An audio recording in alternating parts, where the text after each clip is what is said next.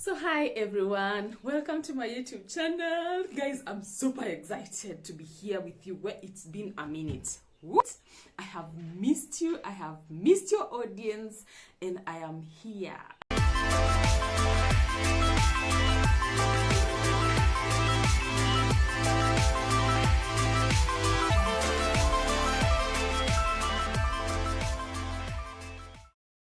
So here in Kenya, we have voted, we are employing people and firing some. The power is in our hands right now. And if you didn't exercise your power of voting, you don't know what you're missing out. That power. Anyway, right now as we sit and wait for our leaders to be announced, and especially the presidential candidates to know who is our next president, many of us have anxiety, we have butterflies, yeah, we are having even heartburns, we are feeling like we don't want to eat, we are feeling full most of the time. We can sit and think we might be having functional dyspepsia. Functional dyspepsia is basically a chronic indigestion, yeah? Like you're not digesting your food well, like from the mouth, it's not going well in the stomach, and then you're able to absorb the right nutrients, and then the wastes come out. So you're at the level of just taking it in, and it's sitting there, and maybe coming out without being digested well. Yes. So functional dyspepsia has many names, but the thing that you have to carry home is like 2/3 of people who complain to be having stomach ulcers tend to be having functional dyspepsia, and only 1/3 have ulcers. Yeah, and this will only come when you've gone visited a healthcare worker, you've gone to a proper facility, they have run your tests, they have done an endoscopy, they have done stool tests for H. pylori. They have even gone ahead and done the urea breath tests. They have done all the tests that are necessary. Yeah, they have done even a barium meal or a barium swallow, and they have ruled out all the symptoms that go with ulcers, and there's no ulcer anywhere in your digestive system. Then we can call it functional dyspepsia. Or alternatively, a doctor can decide to use one of the 4 names. Other than functional dyspepsia, you can be diagnosed as having chronic indigestion. You can also be diagnosed to be having nervous dyspepsia.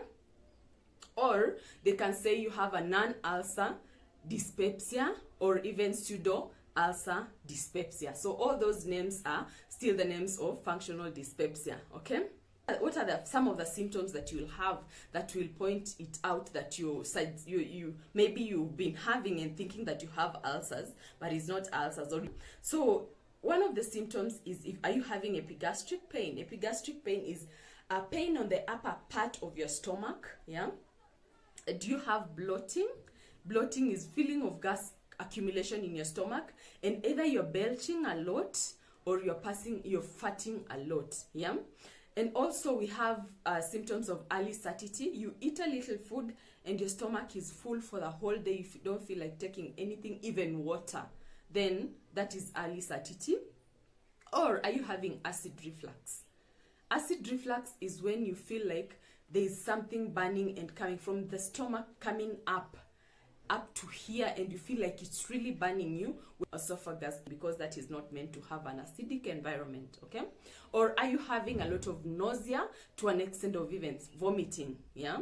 So all those symptoms, you have to check them out and have yourself checked in a proper facility. So as much as we say that functional dyspepsia doesn't have a cause per se, it's just that your system is not functioning well, and we cannot point out to a specific function, because even these symptoms cannot be classified that this thing, when I eat this, makes it worse throughout, because sometimes you can eat it and then it worsens it, and the next time you can eat it and you're okay with it. Yeah.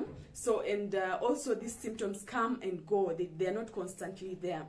So what are some of the pointed out causes? Yeah, the causes that they have said, probably it can be because of your impaired stomach function. Just generally, like you don't have, your emptying system is not working very well because of 1 or 2 things. So you have to be, that's why I said you have to have a good check by a gastroenterologist who knows where to check depending on your symptoms. Yeah, or might you be having food allergies? And when you have food allergies, when you have an allergy to something, when you take in that food, it tends to irritate your stomach and causes inflammation. So you can end up even having IBS, which is irritable bowel syndrome, because your bowels just become irritable and they just don't digest well. Yeah. Might you be having visceral hypersensitivity just because of stress and tensing of the stomach, and then you're not digesting well and the juices are not moving around well the way they are supposed to be moving? Yeah. Or could you be having H. pylori that has not been well diagnosed and treated? So all these things have to be factored in so that we can know, like, genuinely it is functional dyspepsia. Okay. And also the other common causes that can cause you to have functional dyspepsia that are people who smoke. You have a high tendency of getting functional dyspepsia. Yeah. And also people who drink alcohol, you have a high tendency. And surprisingly, by the virtue of just being born woman, you have a high likelihood of getting functional dyspepsia.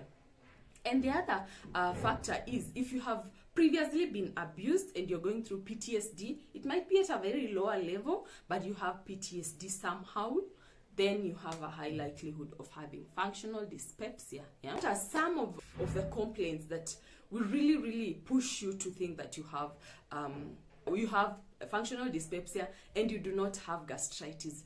Gastritis is also one of the things that can make somebody feel that you have ulcers. Gastritis is basically the inflammation, swelling of the lining of your stomach, of your gastric system, yeah, from your stomach downwards. So the gastric system is basically the stomach. Yeah.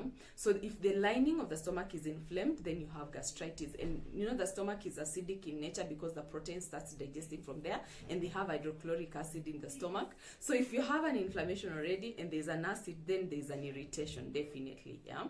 And then number 2, you might be having GERD, which is GERD, gastroesophageal reflux syndrome, or reflux disease. Yeah.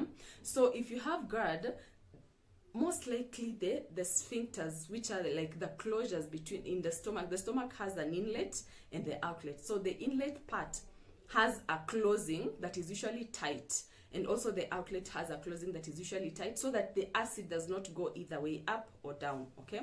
So what usually happens, if you have the inlet part is loose, then there's a tendency of pushing acid from the stomach to the esophagus, and then you'll have the irritation. So that is what we call reflux. So the acid will go up.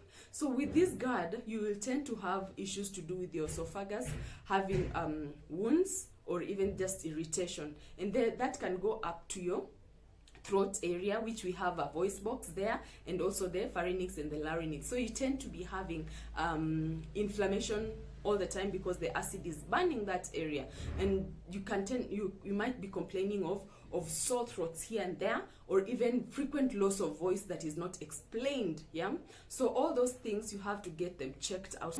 So in this mood of waiting for our leader to be announced, let us sit put and just continue with your work, our daily activities, whether it is the leader you voted in or the one you didn't want to vote in. They are still our leaders. Somebody chose them. So we will have to embrace them and just brace up, and our life should go on as we have been living, because I don't think they'll come and make too much changes in your household, not unless it is your MCA, your MP, or your senator. The people down here are the ones who will make a big impact in our lives, and I hope we voted well and you're going to keep peace. From me, it is bye, and see you when we have our next president.